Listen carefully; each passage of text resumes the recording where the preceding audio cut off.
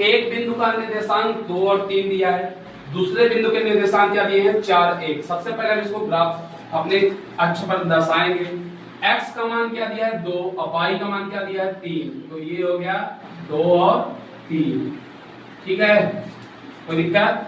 अब y का मान क्या दिया, x का मान दिया है 4 और y का मान क्या दिया है 1, तो ये हो गया 4 और 1। मान लो कि ये बिंदु A है और ये बिंदु क्या है B, और इसके बीच की दूरी क्या है जांच करनी है हमको। A से B के बीच की दूरी क्या करनी है जांच करनी है। एक का निर्देशांक 2 3 है, दूसरे का निर्देशांक क्या है 4 है। तो सबसे पहले हम मान लेंगे कि माना कि निर्देशांक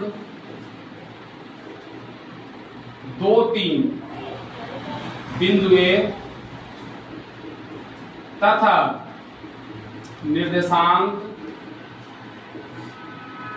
4 1 बिंदु B पर स्थित है स्थित कि नहीं। और मैंने आप लोगों को एक बिंदु से दूसरे बिंदु के बीच की दूरी ज्ञात करने का सूत्र बताया है। A से B के बीच की दूरी मतलब AB बराबर under root x2 minus x1 का whole square plus y2 minus y1 का होल स्क्वायर।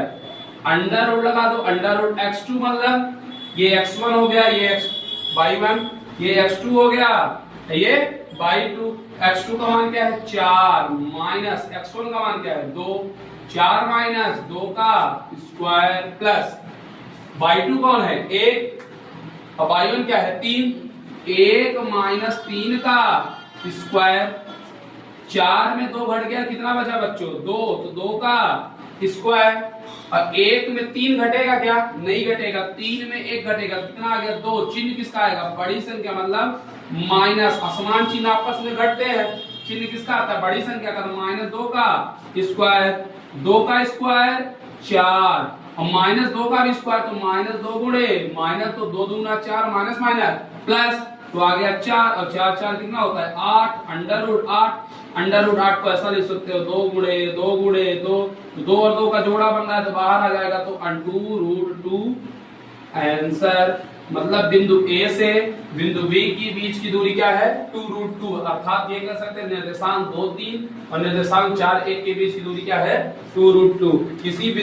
किसी दो बिंदुओं के बीच की दूरी ज्ञात करने का सूत्र होता है x2 माइनस x1 का whole square, y2 minus y1 का होल स्क्वायर और अंडर रूट रहता है। ठीक है, तो इस तरीके से हम किसी भी दो बिंदुओं के बीच की दूरी ज्ञात कर सकते हैं। ठीक है।